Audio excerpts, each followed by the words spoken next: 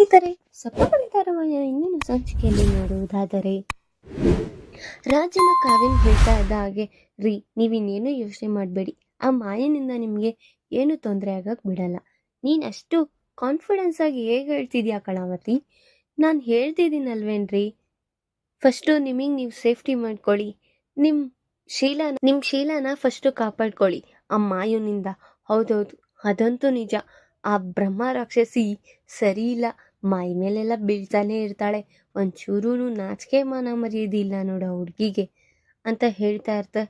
ಹೌದೌದು, ನನಗೂ ಗೊತ್ತಿದೆ. ಆಯಿತು, ನೀವು ಹುಷಾರಾಗಿರೋದನ್ನ ಕಲೀರಿ, ಆಮೇಲೆ ನಾನು ಬೇಕೋ ಅವಳನ್ನ ಹೇಗೆ ಕಳಿಸ್ಬೇಕೋ ನಾನು ಕಳಿಸ್ತೀನಿ ಅಂತ ಅಲ್ಲಿಂದ ಹೇಳಿ ಹೊರಟಿರ್ತಾಳೆ. ಇನ್ನು ಈ ಕಡೆ ನೋಡೋಣ, ಅವರು ಆ ಕಡೆಯಿಂದ ಈ ಕಡೆಯಿಂದ ಆ ಕಡೆ ಓಡಾಡ್ತಾ ಒಂದು ನಿರ್ಧಾರಕ್ಕೆ ಬಂದಿರ್ತಾರೆ. ಆಗ ಇಮಿಡಿಯೇಟ್ಲಿ ಅವ್ರ ಆಫೀಸ್ ಕಡೆಯಿಂದ ಅಡ್ವೊಕೇಟಿವ್ ಅವ್ರಿಗೆ ಕಾಲ್ ಮಾಡಿರ್ತಾರೆ. ಆಗ, ಲಾಯರ್ ಅವರೇ, ನಿಮ್ಮ ಹತ್ರ ಸ್ವಲ್ಪ ಮಾತಾಡಬೇಕಾಗಿತ್ತು. ಹಾಂ ಹೇಳಿ ಮೇಡಮ್, ಮತ್ತೆ ಆಫೀಸಲ್ಲಿ ಏನಾದರೂ ತೊಂದರೆ ಇದೆಯಾ ಹೇಳಿ, ನಾನು ರಿಕಮೆಂಡ್ ಮಾಡ್ಕೊಳ್ತೀನಿ ಅಂತ ಹೇಳ್ತಾ ಇರ್ತಾರೆ. ಆಫೀಸಲ್ಲಿ ಏನೂ ತೊಂದರೆ ಇಲ್ಲ, ಮನೇಲೇ ತೊಂದರೆ ಇದೆ. ಹಾಂ, ಏನು ಹೇಳ್ತಿದ್ದೀರಾ ಮೇಡಮ್? ನಾನು ನಿಜನೇ ಹೇಳ್ತಿರೋದು. ಅದು ನೀವು ಎಷ್ಟು ನಂಬಿಕಸ್ಥರು ಅಂತ ನಮಗೆ ಗೊತ್ತಿದೆ. ನಮಗೆ ಗೊತ್ತಾಗಿರೋ ವಿಚಾರ ಎಲ್ಲ ನಿಮಗೆ ಹೇಳಿದ್ರೆ ನೀವು ಬೇರೆಯವರಿಗೂ ಹೇಳಲ್ಲ ಅನ್ನೋ ನನಗೆ ನಂಬಿಕೆ ತುಂಬ ವರ್ಷದಿಂದನೂ ಸಹ ಇದೆ. ಹೌದು ಹೇಳಿ ಮೇಡಮ್, ನಿರ್ಭೀತಿಯಿಂದ ಹೇಳಿ, ಪರವಾಗಿಲ್ಲ, ನಾನು ಯಾರಿಗೂ ಹೇಳಲ್ಲ ಅಂತ ಹೇಳ್ತಾ ಇರ್ತಾರೆ. ಆಗ ಅವರು ತಗೊಂಡಿರೋ ನಿರ್ಧಾರನೆಲ್ಲ ಲಾಯರ್ ಹತ್ರ ಮಾತಾಡ್ತಾ ಇದ್ದ ಹಾಗೆ ಅವ್ರಿಗೆ ಕೇಳಿಸ್ಕೊಂಡು ತುಂಬ ಶಾಕ್ ಆಗಿರುತ್ತೆ. ಮೇಡಮ್, ನೀವೇನು ನಿರ್ಧಾರ ತಗೊಳ್ತಾ ಇದ್ದೀರಾ? ಹೌದು, ನಾನು ಹೇಳಿದ್ದಷ್ಟೇ ಮಾಡಿ. ಮೇಡಮ್, ಬೇಡ ಮೇಡಮ್ ಅಂತ ಹೇಳ್ತಿದ್ರು. ನೀವೇ ಹೊರ್ಗಡೆಯವರೇ ಇಷ್ಟು ನನ್ನ ಮಗನ ಬಗ್ಗೆ, ನಮ್ಮ ಸೊಸೆ ಬಗ್ಗೆ ಇಷ್ಟು ಕನಿಕರ ತೋರಿಸೋರು, ನಾನು ಈ ಮನೆ ವ್ಯಕ್ತಿಯಾಗಿ ನಾನು ಇನ್ನೆಷ್ಟು ತೋರಿಸ್ಬಾರ್ದು ಹೇಳಿ? ನಾನು ಹೇಳ್ದಷ್ಟು ಕೆಲಸ ಮಾಡಿ, ಬೆಳಗ್ಗೆ ಅನ್ನಷ್ಟರಲ್ಲಿ ಆ ಪೇಪರ್ಸ್ ರೆಡಿ ಮಾಡಿ ಕಳಿಸಿ ಅಂತ ಹೇಳ್ತಾ ಇರ್ತಾರೆ. ಸರಿ ಮೇಡಮ್, ನಾನೇ ತಗೊಂಡು ಬರ್ತೀನಿ ಅಂತ ಲಾಯರ್ ಅವರು ಸಹ ಹೇಳಿ ಕಾಲ್ ಕಟ್ ಮಾಡ್ತಾರೆ. ಬೆಳಗ್ಗೆ ಆಗುತ್ತೆ. ಮನೆ ಮಂದಿಯವರೆಲ್ಲ ಒಂದೇ ಜಾಗದಲ್ಲಿ ನೆಲೆಸಿರ್ತಾರೆ. ಆಗ, ಏನಪ್ಪಣ್ಣ, ಏಂತಕ್ಕೆಲ್ಲ ಈಗ ಕೂರ್ಸಿದ್ಯಾ, ಏನು ಅಂತ ವಿಚಾರ? ನಾನು ಹೇಳೋ ಟೈಮ್ ಬರುತ್ತೆ, ಯಾಕಪ್ಪಣ್ಣ ಹೀಗೆಲ್ಲರನ್ನೂ ಒಂದೇ ಕಡೆ ಕೂರ್ಸಿದ್ಯಾ? ಹೇಳ್ತೀನಿ ಅತ್ತೆ ಅಂತ ಹೇಳ್ತಾ ಇರ್ತಾರೆ ಅಪ್ಪಣ್ಣವರು. ಮನೆ ಮಂದಿಯವರೆಲ್ಲ ಹಾಗೆ ನೋಡ್ತಾ ಇದ್ದ ಹಾಗೆ, ಆಗ, ಅತ್ಗೆ, ಏಂತಕ್ಕೆಲ್ಲರನ್ನೂ ಹೀಗೆ ಕೂರ್ಸಿದ್ದೀರಾ, ಏನು ಹೇಳಿ ಅಂತ ನಾಗವೇಣಿ ಕೇಳ್ತಾ ಇರ್ತಾರೆ. ನಾನು ಮಾತಾಡೋ ಸಮಯ ನನಗೂ ಬರುತ್ತೆ ನಾಗವೇಣಿ, ಅಲ್ಲಿವರೆಗೂ ಸ್ವಲ್ಪ ಸಮಾಧಾನವಾಗಿರು ಆಯ್ತಾ? ಇನ್ನೊಂದು 5 ನಿಮಿಷ ನಾನೇ ಮಾತಾಡ್ತೀನಿ ನಿಮ್ಮೆಲ್ಲರ ಹತ್ರನೂ ಅಂತ ಹೇಳ್ತಾ ಇರ್ತಾರೆ. ಅದನ್ನ ನೋಡಿ ಮಾಯಾಗೂ ಮತ್ತೆ ನಾಗವೇಣಿ ಅವರೆಲ್ಲರಿಗೂ ಬೇಜಾರಾಗ್ತಾ ಇರುತ್ತೆ. ಈ ಕಡೆ ನೋಡಿದ್ರೆ ಸೀದಾ ಮನೆಗೆ ಲಾಯರ್ ಅವರೇ ಬಂದಿರ್ತಾರೆ. ಆಗ, ಏನು ಲಾಯರ್ ಅವರೆಲ್ಲ ಬಂದಿದ್ದಾರೆ ಅಂತ ಅವ್ರ ಅತ್ತೆ ಮಾವ ಕೇಳ್ತಾ ಇರ್ತಾರೆ. 1 ನಿಮಿಷ ಅತ್ತೆ ಅಂತ ಹೇಳಿ ಆ ಡಾಕ್ಯುಮೆಂಟ್ಸ್ ಎಲ್ಲ ರೆಡಿ ಆಗಿರೋದನ್ನ ಲಾಯರ್ ಅವ್ರು ಕೊಡ್ತಾ ಇರ್ತಾರೆ.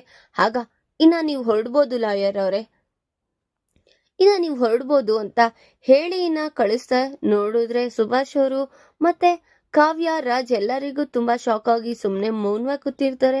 ಆಗ, ಏಂತಕ್ಕಿದು ಅಂತ ಸುಭಾಷ್ ಅವ್ರು ಕೇಳ್ಬೇಕಾದ್ರೆ, ಡಿವೋರ್ಸ್ ಪೇಪರ್ ಅಂತ ಹೇಳಿದ ತಕ್ಷಣ ಕಾವ್ಯಗೂ ರಾಜ್ಗೂ ತುಂಬಾ ಶಾಕ್ ಆಗಿರುತ್ತೆ.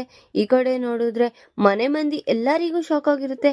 ಆಗ, ಈಗ ಯಾರಿಗೆ ಡಿವೋರ್ಸ್ ಕೊಡ್ಸ್ಬೇಕಂತ ಇದ್ಯಾ ಅಪರ್ಣ ಅಂತ ಪ್ರಕಾಶ್ ಅವರು ಸಹ ತುಂಬಾ ಶಾಕಿಂಗ್ ಆಗಿರ್ತಾರೆ. ಆಗ ಮಾಯಾ, ನಾಗವೇಣಿ ಇಬ್ರು ಖುಷಿಯಾಗಿದ್ದ ಹಾಗೆ ನೋಡಿದ್ರೆ ಸಡನ್ ಆಗಿ ಸ್ವರಾಜ್ ಅವ್ರ ಅಜ್ಜಿಯವ್ರಿಗೆ ತುಂಬಾ ಬೇಜಾರಾಗಿ, ಏನ್ ಮಾಡ್ತಿದ್ಯಾ ನೀನು, ಏನ್ ಮಾಡ್ತಿದ್ಯಾ, ಇಲ್ಲ ಅಂದ ನೀ ಗೊತ್ತಾಗ್ತಿದ್ಯಾ ಅಂತ ಹೇಳ್ತಿದ್ದಾಗೆ, ಕಾವ್ಯಾಗೂ ಡಿವೋರ್ಸ್ ಇಸ್ಕೊಡ್ಬೇಕಂತ ಅನ್ಕೊಳ್ತಾ ಇದ್ದೀನಿ. ಹಾ, ಅನ್ಕೊಳ್ತಿದ್ಯಾ ಅಂತ ಹೇಳ್ದಿದ್ ನೋಡಿ ಕಾವ್ಯನ್ಗೆ, ರಾಜ್ಗೆ ತುಂಬಾ ಅಂದ್ರೆ ತುಂಬಾ ಶಾಕ್ ಆಗಿರುತ್ತೆ.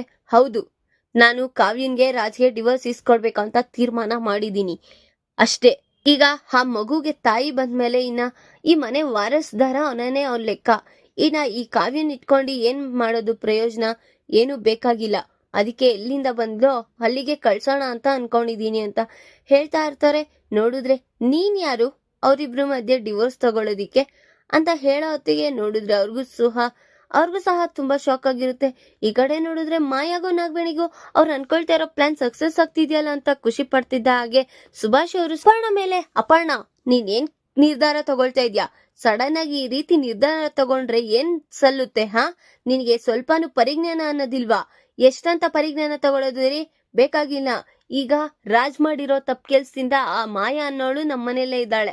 ಈಗ ಅವಳಿಗೆ ನಾನು ನ್ಯಾಯ ಒದಗಿಸ್ಬೇಕಂದ್ರೆ ಕಾವ್ಯನ್ನ ಡಿವೋರ್ಸ್ ಕೊಡ್ಸಿದ್ರೇನೆ ಮಾತ್ರ ನಾವು ಹೆಸರು ಪ್ರತಿಷ್ಠಾಪನೆ ಎಲ್ಲ ಇಟ್ಟಾಗ ಆಗುತ್ತೆ. ಇಲ್ಲ ಅಂದ್ರೆ ಹೇಗ್ರಿ? ನೀವೇ ಅರ್ಧಕ್ಕರ್ಧ ನೀವು ಏನು ಗೊತ್ತಿಲ್ದಿರ ಮಾತಾಡಕ್ ಹೋಗ್ಬೇಡಿ ಅಂತ ಅಪರ್ಣ ಸುಭಾಷ್ ಅವ್ರ ಮೇಲೇನೆ ಮಾತಾಡ್ತಾ ಇರ್ತಾರೆ. ಧಾರಾವಾಹಿಯ ಪ್ರತಿಯೊಂದು ಸಂಚಿಕೆ ತಪ್ಪದೆ ನೋಡಬೇಕಾದರೆ ನಮ್ಮ KTVS 365 ಚಾನಲ್ ಈಗಲೇ ಸಬ್ಸ್ಕ್ರೈಬ್ ಮಾಡ್ಕೊಳ್ಳಿ. ಹಾಗೆ ಪಕ್ಕದಲ್ಲಿರುವ ಬಿಲ್ ಬಟನ್ ಅನ್ನು ಪ್ರೆಸ್ ಮಾಡಿ ಅದರ ಆಲ್ ಆಪ್ಷನ್ ಸೆಲೆಕ್ಟ್ ಮಾಡ್ಕೊಳ್ಳಿ. ಇದರಿಂದ ನಾವು ರಿಲೀಸ್ ಮಾಡುವಂತಹ ಸಂಚಿಕೆ ಅಪ್ಡೇಟ್ ನೋಟಿಫಿಕೇಶನ್ ಸಿಗುತ್ತೆ. ಆಂಟಿ, ನೀವ್ ಏನ್ ಮಾಡ್ತಾ ಇದ್ದೀರಾ? ಅಲ್ಲ, ಆ ಮಾಯನ್ಗೆ ನ್ಯಾಯ ಕೊಡ್ಸೋಕೋಸ್ಕರ ನನ್ ತಂಗಿಗೆ ಅನ್ಯಾಯ ಮಾಡ್ತಾ ಇದ್ದೀರಾ? ನಿನ್ ತಂಗಿಗೆ ನಾನೇನು ಅನ್ಯಾಯ ಮಾಡ್ತಿಲ್ಲ ಅಮ್ಮ. ನಿಮ್ಮ ಎಲ್ಲದಕ್ಕೂ ನಿಮ್ಮಮ್ಮನೇ ಕಾರಣ. ಅದು ಯಾರು ಇಲ್ದಿರೋ ಸಮಯದಲ್ಲಿ ನಿಮ್ಮಮ್ಮನಿಂದಾನೇ ಅವಳ ಕುತ್ತಿಗೆಗೆ ತಾಳಿ ಬಿದ್ದಿರೋದು. ಅದಕ್ ನೀವೇ ನಷ್ಟನೋ ಏನ್ ಮಾಡ್ಕೋತಿರೋ ಮಾಡ್ಕೊಳ್ಳಿ. ಆದ್ರೆ ಇಲ್ಲಿ ಇರೋವರೆಗೂ ಎಲ್ಲ ಚೆನ್ನಾಗೇ ಇದ್ಲು. ಆದ್ರೂ ನಷ್ಟ ಅವಳಿಗೇನೆ ನಡೀತಾ ಇರೋದು, ನಮಗೇನು ಅಲ್ಲ. ಏಂತಕ್ಕಂದ್ರೆ ಬಂದಾಗಿಂದ ಅವಳು ನಷ್ಟದಲ್ಲೇ ಇದ್ದಾಳೆ. ಇನ್ನು ಈ ಮನೇಲೆ ನಷ್ಟದಲ್ಲಿ ಇರ್ಸೋದು ಏನ್ ಸರಿ ಇರುತ್ತೆ? ಬೇಡ ಬಿಡು, ನಿಮ್ಮನೆಗೆ ಕಳಿಸ್ಬಿಡೋಣ ಅಂತ ಹೇಳ್ತಾ ಇರ್ತಾರೆ. ಅದೇ ಗಂಟಿ ಅಂತ ಹೇಳ್ತಾ ಇದ್ದ ಹಾಗೆ ಇನ್ನೇನು ಅವಳು ನಿಜವಾಗ್ಲೂ ಅವಳನ್ನ ಇಷ್ಟಪಟ್ಟಿದ್ರೆ ಇಷ್ಟೊತ್ತಿಗೆ ಅವಳ ಕೈಯಲ್ಲೂ ಒಂದ್ ಮಗುನೋ ಏನೋ ಇರ್ತಿತ್ತು. ನೋಡಿದ್ರೆ ರಾಜಿಗೆ ಇಷ್ಟ ಇಲ್ದಿರ ತಾನೆ ರಾಜ್ಗೆ ಕಾವ್ಯ ಇಷ್ಟ ಇಲ್ದಿರ ತಾನೆ ಮಾಯನಿಂದೆ ಬಿದ್ದಿ ಇವಾಗ ಆ ಮಾಯಂಗೂ ಒಂದ್ ಮಗು ಇದೆ, ಈ ಮನೆ ವಾರಿಸ್ತಾರ ಅಂತ ಕರ್ಕೊ ಬಂದಿ ಅಲ್ಲೋಲ ಕಲ್ಲೋಲ ಎಲ್ಲ ಸೃಷ್ಟಿಯಾಗಿದ್ದು. ಇನ್ನೇನಲ್ಲಿ ನಿಂದ್ ಮಾತು, ಸುಮ್ನೆ ಇರು ಅಂತ ಹೇಳ್ತಾ ಇರ್ತಾರೆ. ನೋಡಿದ್ರೆ ಅವ್ರಿಗೆಲ್ಲರಿಗೂ ತುಂಬಾ ಅಂದ್ರೆ ತುಂಬಾ ಶಾಕ್ ಆಗಿರುತ್ತೆ. ಆಗ ಕಾವ್ಯಂಗೂ ರಾಜ್ಗೂ ಏನ್ ಮಾತಾಡ್ಬೇಕು ಏನ್ ಇಲ್ಲ ಅಂತ ಗೊತ್ತಾಗ್ದಿರಾ ಅಯೋಮಯದಲ್ಲಿರ್ತಾರೆ. ಆಗ ಸುಭಾಷ್ ಅವರು, ನೀನೇ ಈಗ ಸಡನ್ ಆಗಿ ನಿರ್ಧಾರ ತಗೊಂಡ್ರೆ ಹೇಗಪ್ಪಣ್ಣ? ನೀನೀಗ ಸ್ವಲ್ಪನೂ ರೆಸ್ಪಾನ್ಸಿಬಿಲಿಟಿ ಅನ್ನೋದಿಲ್ವಾ? ಅವ್ರವ್ರು ಏನೋ ಒಂದ್ ಅಂಡರ್ಸ್ಟ್ಯಾಂಡಿಂಗೋ ಏನೋ ಮಾಡ್ಕೊಂಡು ಹೋಗ್ತಾರೆ. ಇಲ್ಲ ನಿಧಾನಕ್ಕೆ ತೀರ್ಮಾನ ತಗೊಂಡ್ರೆ ಆಗ್ತಿತ್ತು. ಹೀಗೆ ಸಡನ್ ಆಗಿ ತಗೊಳ್ಳೋ ಅಂತದೇನಿದೆ ಅಂತ ಹೇಳ್ತಿದ್ದಂಗೆ, ಇಲ್ಲ ರೀ, ನಾನ್ ಹೇಳ್ತಾ ಇರೋದು ಸತ್ಯವಾದ ಮಾತು. ನಾನು ಕಾವ್ಯನ್ಗೆ ರಾಜಿಂದ ಡಿವೋರ್ಸ್ ಇಸ್ಕೊಡ್ಬೇಕು ಅಂತಾನೆ ಅನ್ಕೊಂಡಿದೀನಿ ಅಂತ ಕರಾಖಂಡಿತವಾಗಿ ನಿಂತಿರ್ತಾರೆ. ಅದನ್ನ ನೋಡಿ ಕಾವ್ಯನ್ಗೆ ವಿಪರೀತ ಅಂದ್ರೆ ವಿಪರೀತ ಟೆನ್ಷನ್ ಆಗಿರುತ್ತೆ. ಇನ್ನ ಮನೆ ಮಂದಿಯವರೆಲ್ಲರಿಗೂ ಒಂದ್ ಕಡೆ ಖುಷಿ ಆಗ್ತಿದ್ರೆ ಒಂದ್ ಕಡೆ ಬೇಜಾರಾಗ್ತಾ ಇರುತ್ತೆ. ಇನ್ನೀಗ ಸ್ವರಾಜ್ ಅವ್ರ ತಾತ, ಅಪರ್ಣ, ನೀನ್ ಏನ್ ನಿರ್ಧಾರ ತಗೊಳ್ತಿದ್ಯಾ?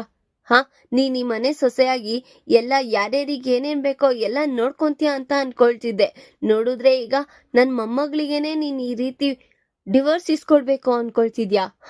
ಫಸ್ಟ್ ಆಫ್ ಆಲ್ ನೀನ್ ಏನು, ಅವಳಿಗೆ ಏನಾಗ್ಬೇಕು?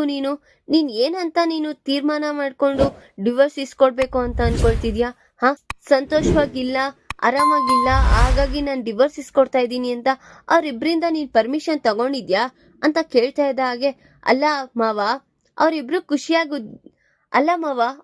ಖುಷಿಯಾಗಿಲ್ಲ, ಏನೂ ಇಲ್ಲ ಅಲ್ಲಿ. ಫಸ್ಟ್ ಆಫ್ ಆಲ್ ಅವ್ರು ಇಬ್ರು ಮಧ್ಯೆ ಏನು ನಡೀತಾನೂ ಇಲ್ಲ. ಆದ್ರೆ ಇನ್ನೇನ್ ಮಾಡಕ್ಕಾಗುತ್ತೆ ಅಂತ ಹೇಳ್ತಾ ಇರೋದನ್ನ ನೋಡಿ ಕಾವ್ಯನ್ಗೆ ತುಂಬಾ ಮನ್ಸಿಗೆ ಚುಚ್ಚೋ ತರ ಆಗ್ತಾ ಇರುತ್ತೆ. ನಿನಗ್ ಗೊತ್ತಿದ್ರೆ ಮಾತ್ರ ಮಾತಾಡ್ಬೇಕಾ ಅಪರ್ಣ ಅಂತ ಸ್ವರಾಜ್ ಅವರ ಅಜ್ಜಿ ಸಹ ಮಾತಾಡಕ್ ಬರ್ತಾರೆ. ಆಗ ಅಲ್ಲಿ ನೋಡಿದ್ರೆ ಕಾವ್ಯನ್ಗೆ ತುಂಬಾ ಕಣ್ಣಲ್ಲಿ ನೀರ್ ಬರ್ತಾ ಇರುತ್ತೆ. ಆಗ ನೀನ್ ನಿರ್ಧಾರ ತಗೊಂಡ್ರೆ ಹೇಗ್ ಹೋಗುತ್ತೆ? ಅವರಿಬ್ರತ್ರ ನೀನು ನಿರ್ಧಾರ ತಗೋ, ಆಮೇಲೆ ಮಾತಾಡೋದ್ನ ಇಟ್ಕೋ ಅಂತ ಸ್ವರಾಜ್ ಅವ್ರ ಅಜ್ಜಿ ಕರಾಖಂಡಿತವಾಗಿ ಮಾತಾಡ್ತಾ ಇರೋದನ್ನ ನೋಡಿ ಎಲ್ಲರಿಗೂ ಬೇಜಾರಾಗ್ತಾ ಇರುತ್ತೆ. ಆಗ ಕಾವ್ಯ, ಇನ್ನು ನೀನು ಬಾಯಲ್ಲಿ ಲಡ್ಡು ಮಿಠಾಯಿ ಇಟ್ಕೊಂಡಿದ್ಯಾ? ನಿನಗೆ ನಿನ್ ಗಂಡನ ಕಡೆಯಿಂದಾನೇ ನಿನಗ್ ಡಿವೋರ್ಸ್ ಇಸ್ಕೊಳಕ್ ಇಷ್ಟನಾ ಅಂತ ಜೋರ ಕೇಳ್ತಾ ಇರ್ತಾರೆ.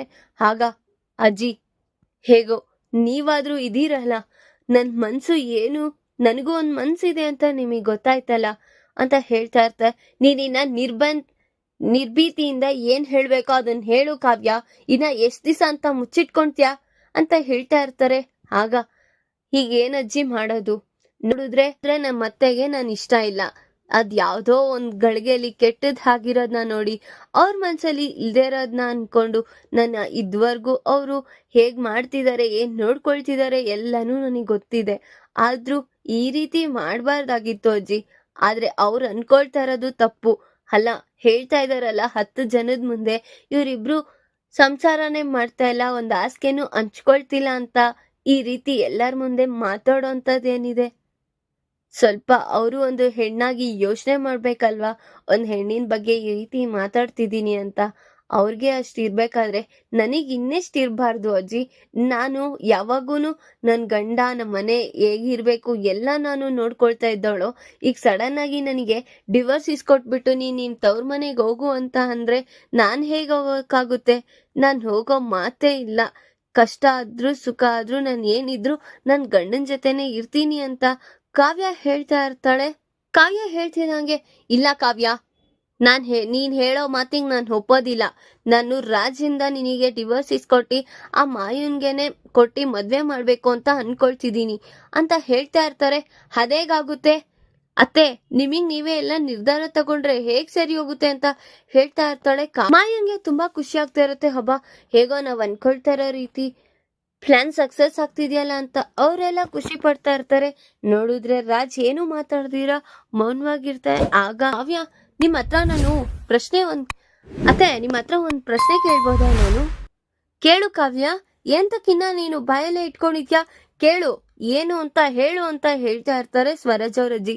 ಅಲ್ಲ, ನೋಡಿದ್ರೆ ಆ ಮಗುಗೆ ಈಗ 1 ವರ್ಷ ಮಗುಗೆ 1 ವರ್ಷ ತುಂಬಿ ಬೀಳ್ತಾ ಇದೆ, ಆಯ್ತಾ? ಅದು ನನ್ ಮದ್ವೆಗಿಂತ ಮುಂಚೆನೆ ಆಗಿರುತ್ತೆ. ಈ ಮಾಯಾ ನನ್ಕಿಂತ ಮುಂಚೆನೆ ಸಿಕ್ಕಿರೋಳು. ಅಂದ್ರೆ ಅಕ್ಕನ್ನ ನೋಡಕ್ ಬಂದಾಗುನು ಅವರಲ್ಲಿ ಸ್ವಪ್ನನ್ ಪ್ರೀತಿ ಮಾತ್ರ ಇತ್ತೇ ಹೊತ್ತು ಈ ಮಾಯಾ ಇದ್ದಾಳೆ ಅಂತ ನಮಗ್ ಗೊತ್ತಿರ್ಲಿಲ್ವಲ್ಲ. ಆಗ ಅದು ಸುಳ್ಳ, ಅಥವಾ ರಾಜ್ ಅವರು ನಿಮ್ ಮುಂದೆ ಎಲ್ಲ ಈಗ ಆ ಮಗುನ ಕರ್ಕೊಬಂದು ಏನೋ ಒಂದ್ ಕಾರಣ ಇರೋದಕ್ಕೆ ಅವರು ಬಾಯಿ ಮುಚ್ಕೊಂಡಿದ್ದಾರೆ ಅಷ್ಟೇ ಹೊತ್ತು ಈ ರೀತಿ ತಪ್ಪು ಕೆಲಸ ಮಾಡೋ ಅಂತವ್ರಲ್ಲ ಅವರು. ಆದ್ರೂ ಹೋಗ್ಲಿ ಅನ್ನೋದ್ ನೀವ್ ಹೇಳಿದ್ರಿ ಅಲ್ವಾ, ನನ್ನಿಂದ ಅವ್ರಿಗೇನು ಸಿಗ್ತಾ ಇಲ್ಲ ಅದಕ್ಕೆ ಹೋಗಿದ್ದಾರೆ ಅಂತ. ಫಸ್ಟ್ ಆಫ್ ಆಲ್ ನನ್ನಿಂದ ಸಿಗೋಕ್ಕಿಂತ ಮುಂಚೆ ಅವಳು ಫಸ್ಟ್ ಪರಿಚಯ ಆಗಿದ್ರೆ ನಿಮ್ ಮುಂದೆನೆ ಕೌತಿ ನಿಲ್ಲಿಸ್ತಾ ಇದ್ರಲ್ವಾ. ನಮ್ ಅಕ್ಕ ನೋಡಕ್ ಬಂದಾಗೂ, ಇಲ್ಲ ಅಮ್ಮ ನನ್ಗೆ ಈ ರೀತಿ ಮಾಯಾ ಅನ್ನೋಳ ಮೇಲೆ ಪ್ರೀತಿ ಇದೆ, ಅವಳಿಗೆ ನಾನ್ ಮದ್ವೆ ಮಾಡ್ಕೋತೀನಿ ಅಂತ ಕರ್ಸಿ ನಿಲ್ಲಿಸ್ಬೋದಿತ್ತಲ್ಲ. ಎಂತಕ್ ಕರ್ಸಿ ನಿಲ್ಸಿಲ್ಲ? ಯೋಚನೆ ಮಾಡಿ. ನಾನ್ ಮದ್ವೆ ಆದ್ಮೇಲೂನು ಈಗ ಆ ಮಗುಗೆ 1 ವರ್ಷ ಅಂದ್ರೆ ನನ್ ಮದ್ವೆ ಆದ್ಮೇಲೆ ನಾನು ಅವರಿಗೆ ಚೆನ್ನಾಗಿ ನೋಡ್ಕೊಂತ ಇಲ್ಲ, ಏನಿಲ್ಲ ಎತ್ತಿಲ್ಲ, ಒಂದ್ ಆಸ್ಕೆನ ಹಂಚ್ಕೊಳ್ತಿಲ್ಲ ಅಂತ ಹೇಗೆ? ಅದು ನಮ್ ವೈಯಕ್ತಿಕ ಜೀವನ. ನಮ್ಮಲ್ಲೇನಿರುತ್ತೋ ಅವ್ರಲ್ಲೇನಿರುತ್ತೋ ಅದ್ ನಮಗ್ ನಾವು ನೋಡ್ಕೊಳ್ತೀವಿ. ನೀವ್ ಈ ರೀತಿ ಮಾತಾಡಿ ಏನೇಂತಕ್ಕೋ ಲಿಂಕ್ ಮಾಡೋದು ಸರಿ ಇಲ್ಲ ಅತ್ತೆ ಅಂತ ಕಾವ್ಯ ಖಂಡಿತವಾಗಿ ಮಾತಾಡ್ತಾ ಇರ್ತಾರೆ. ಅದನ್ನ ನೋಡಿ ಅಪರ್ಣ ಅವ್ರಿಗೆ ತುಂಬಾ ಬೇಜಾರಾಗ್ತಾ ಇರುತ್ತೆ. ಆಗ ನೀವ್ ಈ ರೀತಿ ನಿರ್ಧಾರ ತಗೊಳ್ತಾ ಇರೋದು ಸರಿ ಇಲ್ಲ. ನಾನ್ ಯಾವ್ದೇ ಕಾರಣಕ್ಕೂ ನನ್ ಗಂಡನ್ನ ಬಿಟ್ಟು ಈ ಮನೆಯಿಂದ ಹಲ್ಗಾಡಲ್ಲ, ನಾನು ಅವ್ರಿಗೆ ಡಿವೋರ್ಸ್ ಕೊಡಲ್ಲ ಅಂತ ಶಪಥ ಮಾಡಿ ಕಾವ್ಯ ನಿಂತಿರ್ತಾಳೆ. ಈಗ ಅವ್ರ ಅತ್ತೆ ಅನ್ಕೊಂಡಂಗೆ ಕಾವ್ಯನ್ನ ಹೇಗಾದ್ರೂ ಮಾಡಿ ಈ ಮನೆಯಿಂದ ಅವಳಿಗೆ ಡಿವೋರ್ಸ್ ಕೊಟ್ಟಿ ಕಳಿಸ್ಬೇಕು ಅಂತ ದುಷ್ಟ ಬುದ್ಧಿಯಿಂದ ಅನ್ಕೊಳ್ತಾ ಇದ್ದಾಳೆ ಅಪರ್ಣ. ಈಗ ಅದಕ್ಕೆ ರಾಜ್ ತಲೆ ಬಾಗ್ತಾನ. ಈ ಕಡೆ ನೋಡಿದ್ರೆ ನಾಗವೇಣಿ ಮಾಯಾ ಅನ್ಕೊಂಡಂಗೆ ಹೇಗಾದ್ರೂ ಮಾಡಿ ರಾಜ್ ಮದ್ವೆ ಆಗ್ಬೇಕು ಅಂತ ಕಂಕಣ ಕಟ್ಕೋತಾ ಇದ್ದಾಳೆ ಮಾಯಾ. ಈಗ ಅವಳು ಅನ್ಕೊಂಡಂಗೆ ರಾಜ್ಗೆ ಮದ್ವೆ ಆಗ್ತಾಳ ಅಥವಾ ಕಾವ್ಯನೇ ಈ ಮನೆಯಲ್ಲಿ ಮೊದಲನೇ ಹೆಂಡತಿ ಆಗಿರ್ತಾಳ ಅನ್ನೋದನ್ನ ಮುಂದಿನ ಭಾಗದಲ್ಲಿ ತಿಳಿಸ್ಕೊಡ್ತೀನಿ. ಈ ವಿಡಿಯೋ ಇಷ್ಟ ಆದ್ರೆ ಲೈಕ್ ಮಾಡಿ, ನಿಮ್ಮ ಫ್ರೆಂಡ್ಸ್ ಹಾಗೆ ನಿಮ್ಮ ರಿಲೇಟಿವ್ಸ್ಗೂ ಶೇರ್ ಮಾಡಿ ಅಂಡ್ ಕಮೆಂಟ್ ಮಾಡಿ. Thanks for watching.